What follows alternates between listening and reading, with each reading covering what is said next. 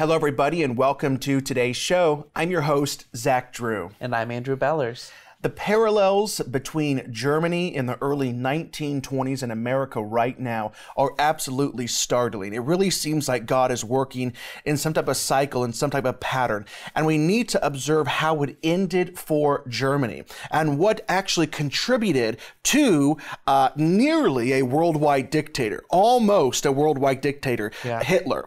And one of the major things was, yes, it was the reparations having to be paid after the Treaty of Versailles, which led to many different things. But the thing I want to focus on is hyperinflation. It contributed to hyperinflation in Germany, where at one point in time in the early 1920s, $1 was equal to 5 German marks. And within a couple of years, 1 trillion German marks equaled $1. Absolutely incredible hyperinflation. And we're seeing the exact same parallel in America right now because people have decided to absolutely hijack COVID-19. It is time to get ready. It is time to prepare. There is something absolutely catastrophic on the way. And we're here to simply warn you about it and to talk to you about what the Bible has to say about it. All of this and more right after this.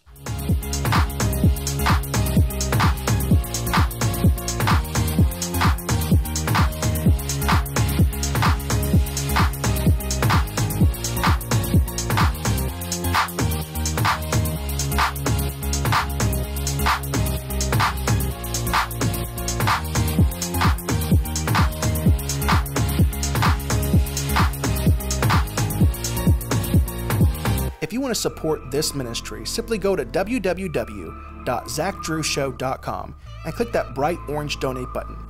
It costs a lot to keep this ministry going forward. We don't have sponsors, nor are we a product-driven ministry. We are 100% supported by faithful viewers like you. Support us today. Welcome back. Before I start, I just want to simply say, I know it's summer, a lot of activities are going on, lots of vacationing, and we are absolutely feeling it at the ministry. These last several weeks have been incredibly slow. So if you want to help us out during this time, please do so. Go to zachdrewshow.com, click the bright orange donate button, and consider giving a generous donation to, just kind of help us through these summer months. We do need your help right now. Yeah. So let's dig in. We're going to set the foundation for a few minutes, and then we're going to get into this crazy hyperinflation parallel. I think we need to start out by laying some foundational facts first, just to simply build upon it, okay? This is what I would refer to as an elementary truth. But I'll say this, if you're just waking up to these things, it's always good to start with a couple of ground-laying facts, okay? Here's some ground-laying facts. You need to understand this. There is a group of people that would like to see America destroyed. America is the world's last beacon of light. If America is destroyed, darkness will cover the earth. These are basic facts. And out of its ashes will arise a phoenix, a new global order. The old world must become less so that the new world can become greater. And only one country is holding the old world together, and that's America. And you see, you can't be surprised by this. The Bible predicts it. All these things have been written thousands of years in advance in Isaiah and Daniel in the book of Revelation. And the group I'm referring to, you need to understand this as well. Some people refer to these people as globalists. Some people refer to them as socialists, communists, Marxists. Even today, you could refer to them sometimes as even just Democrats. Many different names with very subtle differences, but one thing to be observed. Their goals are the same. Their end goals. They all take us to the exact same place. And they achieve their goals through many different groups, many different organizations and parties, and through hundreds of different programs. And this is how they're going to destroy America. And there's many different facets of this, but some of them are You know, they rally around climate change. They rally around manipulated social injustices. They rewrite history. This is how you destroy America. They change the definition of words. You have to become a postmodern thinker in order to contribute to destroying America. They must destroy the family. They must destroy the economy through inflation, through hijacking events and world events like COVID-19. For example, rallying around climate change. You must rally around climate change because it's the biggest problem facing the world, right? We must do everything we can within our means to fix this problem. And I understand that one of the costs is going to be destroying America. But listen, this is an existential threat. America may have to be a casualty, and you have to be okay with that. Agenda 2030, which was created by the UN in 2015, is a collection of sustainable development goals geared towards curbing the climate crisis. What it amounts to is a global plan to restructure every government in the world. And I want to say this even before I go on. Like I said, there's countless programs, countless initiatives, countless groups. But some of the big ones are the welfare system, the United Nations Agenda 21, the United Nations Agenda 2030, the World Economic Forum's new initiative called the Great Reset, the Biden's new initiative called America the Beautiful. They use groups like Black Lives Matter and the New Democratic Party, and you rally around all of these things. You rally around social injustices. The biggest problem in America today, they tell us, is racism, systemic racism. And to fix these problems, this is all a setup. America must be destroyed along the way. A small price to pay to rid evil America of its systemic racism.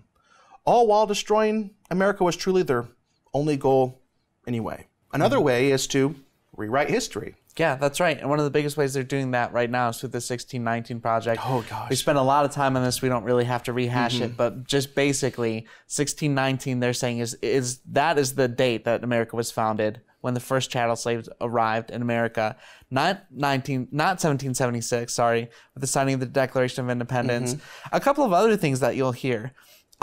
Just completely rewriting history. They'll say, like, Nazis weren't socialists, even though Nazi is an abbreviation. In German, it literally means the National Socialist German Workers' Party. But no, they were actually radical, right-leaning. Yeah, they're right-wing extremists. Yeah. Not socialists. It's in their name. Oh, and they'll also say, you know, after the Civil War, the two parties switched, actually. So all of the Democrats that were actually in support and fighting for slavery to continue, they're Republicans now. So you know, Democrats are still the party of tolerance and inclusion. But they change history. They also change the definition of words. And you see this a lot. Just the word liberal does not mean what it used to mean. Our forefathers were considered liberals. They were for limited government. Now liberals today are for huge, expansive government.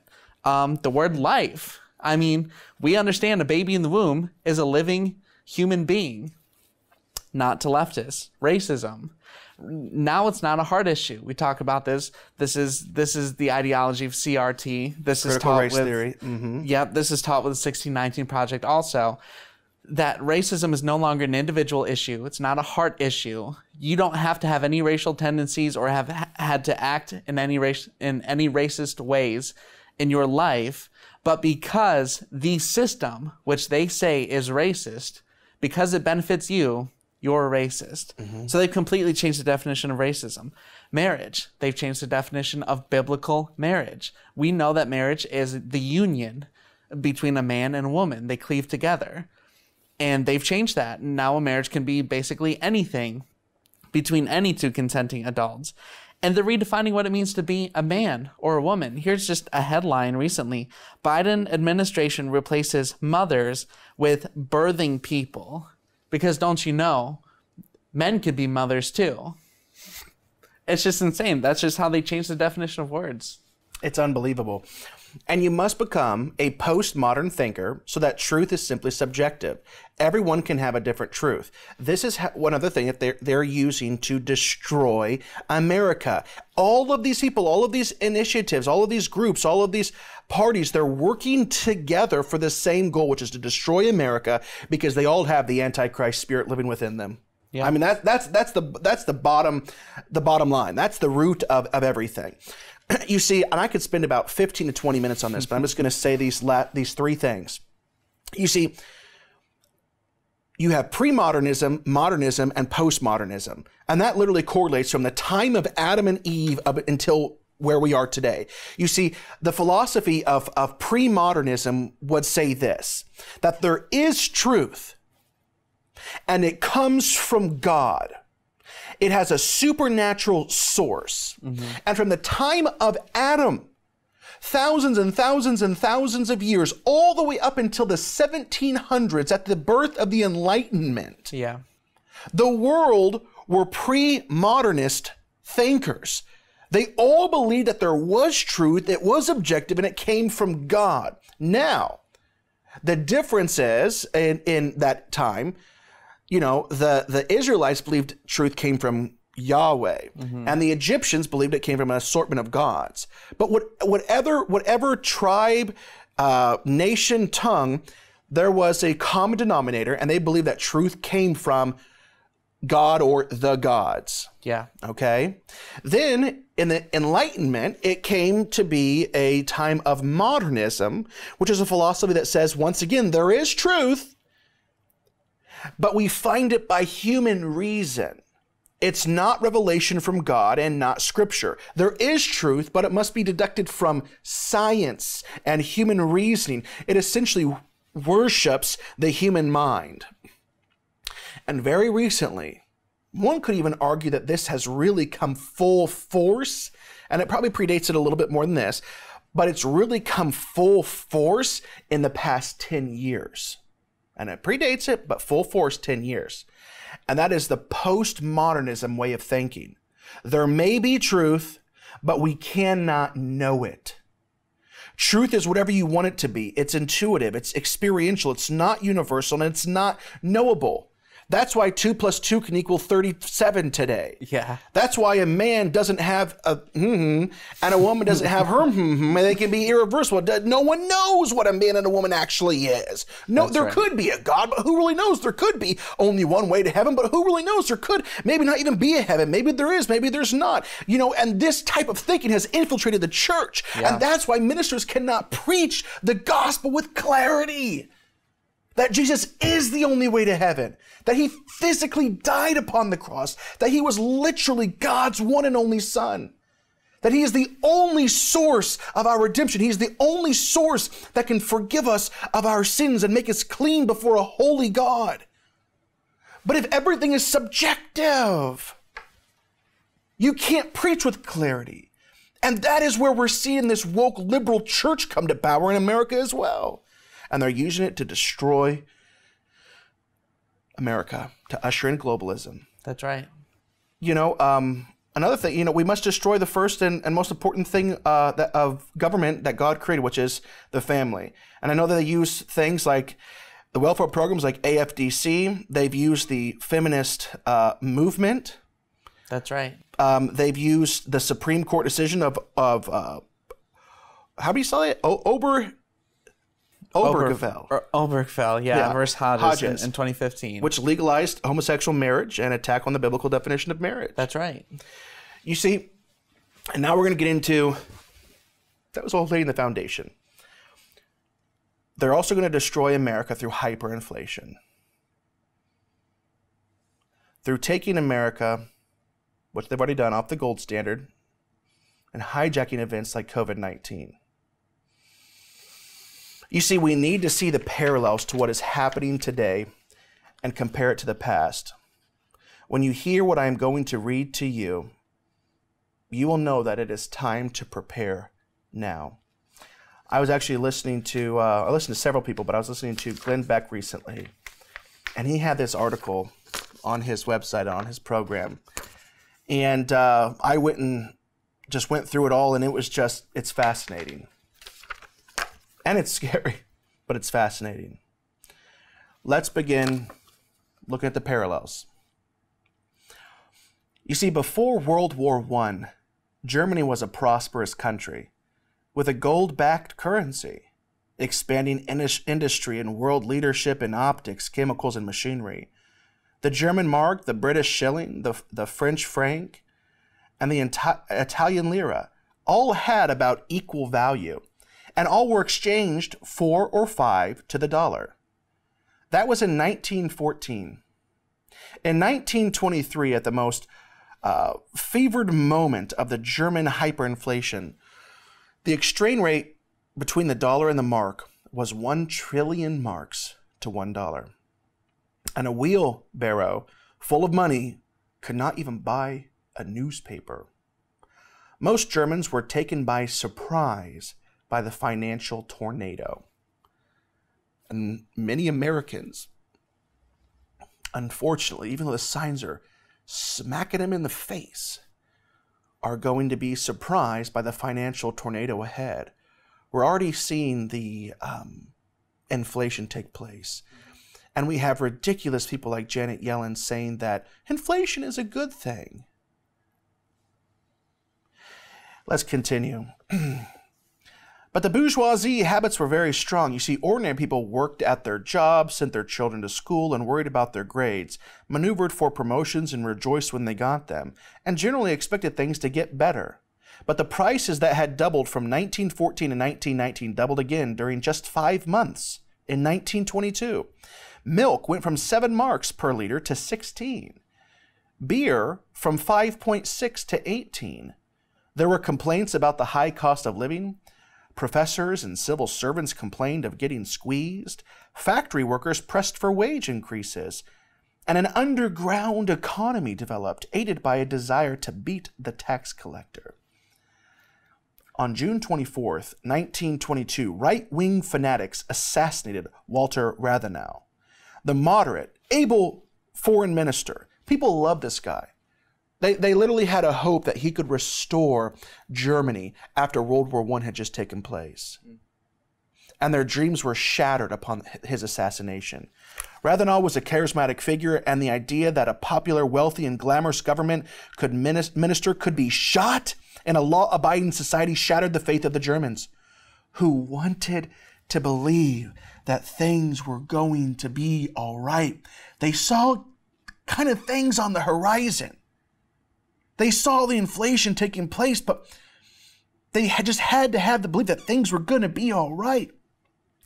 Rathenau's state funeral was a national trauma. The nervous citizens of the Ruhr were already getting their money out of the currency and into real goods. Now that Ruhr, that is a very densely populated section of Germany, right? I mean, today there's like 10 million Germans living in this section. So the nervous citizens, what did they start doing? They started getting their money out of the currency. They were leaving the German mark. And they were getting into real goods like diamonds, like works of art, like safe real estate. Now ordinary Germans began to get out of marks and into real goods. Do you see what the millionaires are buying right now? You know, there's a website that sells very luxury watches, nothing that you and I would ever buy from, okay? And, you know, whenever you buy a special Rolex or a Breitling or whatever from a certain year, a lot of these watches actually appreciate in value. They don't depreciate, right? Wow. And so certain watches that were like a collector's watch before COVID might be going for $40,000, $50,000. This year, those same things have been going for $75,000, $80,000. People are willing to overpay for these watches because they believe that the value of the dollar will decrease so rapidly, at least they'll have something of value. Diamonds, works of art, real estate, they were getting out of the German marks. Now ordinary Germans began to get out of marks and into real goods. Pianos were bought. that by people that didn't know how to play the piano. Pianos were bought by unmusical families. Sellers held back because the mark was worth less every day. So then it's like people that want to sell the pianos. Well, no. You know, sellers held back because the mark was less every day. As prices went up, the amounts of currency demanded were greater. And the German central bank responded to the demands by printing and printing and printing and printing. Yet the ruling authorities did not see anything wrong. Of course they don't.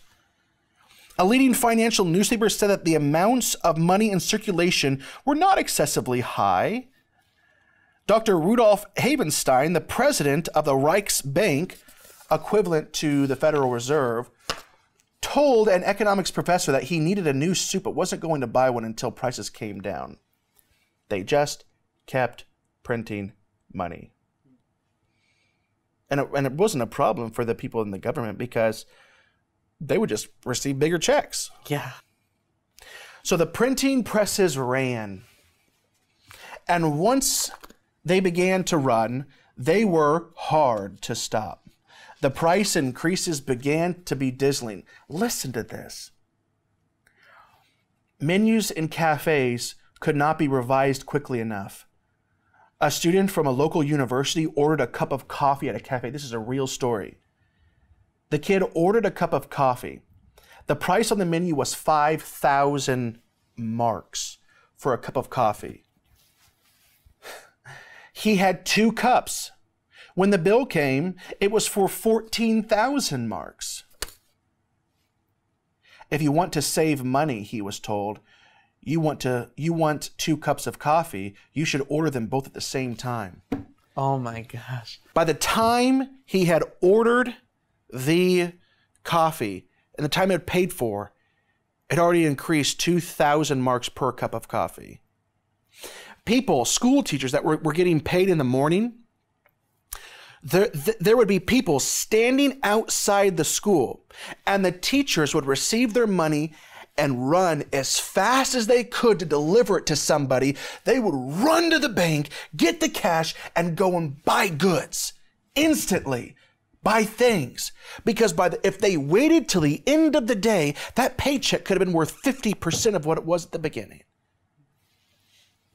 Unbelievable, right? Yeah. The flight from currency that had begun with the buying of diamonds, gold, country houses, and antiques now extended to minor and almost useless items. Bric-a-brac. People were buying ridiculous amounts of soap, hairpins. Right? Yeah. And the crime. You see, the law-abiding country crumbled into petty thievery. Copper pipes and brass weren't safe. Gasoline was siphoned from cars. People bought things they didn't need and used them to barter. A pair of shoes for a shirt, some crockery for coffee. Berlin had a witches' Sabbath atmosphere. Prostitutes of both sexes roamed the streets. Drugs everywhere. When the 1 billion mark note, 1,000 billion mark note came out, that's $1 trillion. Do you realize that 10 years prior, that $1 trillion note would have been worth about 200 billion US dollars for 1 to 5, right? Mm-hmm. Few bothered to collect the change when they spent it. By November 1923, with $1 equal to 1 trillion marks, the breakdown was complete.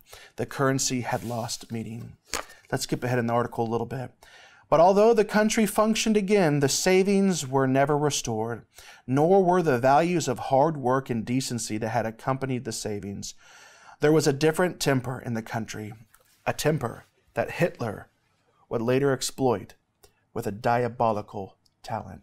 I think that's an important point to make about this also, is that you look at Germany and you wonder, how did Germany become what it became when it started where it started? Because Germany was an incredible Christian nation.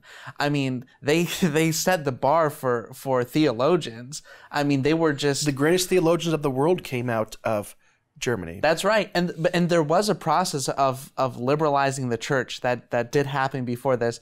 There's a book behind me about Dietrich Bonhoeffer, and that details it really well. But this is an important point, that this hyperinflation, this complete destruction of society, demoralized the nation. And they lost any sense of morality, of what's right and what's wrong. And that never was restored to them. That's right. That's right. What does this mean for us today? See, I really do believe, and I just believe it from reading the scriptures, and I also believe it just by studying historical events, that God is sovereign over the world. Not a sparrow falls without him knowing. He knows the hairs upon our head. I just believe that God works in patterns. He works in cycles. He works in types. He works in foreshadows. You know, we can see that all throughout Scripture, right? Mm-hmm. I mean, like Joseph, who was a type of Christ with over 100 similarities to Jesus in the Old Testament. Yeah. He was in prison, and who was he in prison with? He was in prison with a bread maker and a wine steward. The bread and the wine, the body and the blood. And what did he tell them after he interpreted their dreams? In 3 days, the bread maker, the body, would be hung upon a tree. The bread, the body, hung upon a tree. And the blood, the wine steward, would be exalted again to the right hand of the king. You see these foreshadowings all throughout scriptures. I believe what is happening in America, if they can succeed, will usher in the Antichrist. What happened in Germany led to Hitler, and that was a small foreshadowing of the Antichrist to come. We must learn from the past. We need to be prepared. If you were in Germany in 1915 and you mysteriously got this article that I've been reading today, detailing the events that were going to be coming in less than 10 years, how would you prepare? That is how you need to be preparing right now. If in a similar fashion, that is how you need to be preparing today. It's like, man, Zach, you know, physically preparing is such a small part compared to spiritually preparing, making sure your heart is right. You're exactly true. You're exactly right. The most important thing is to make sure your heart is right with Jesus. Yeah.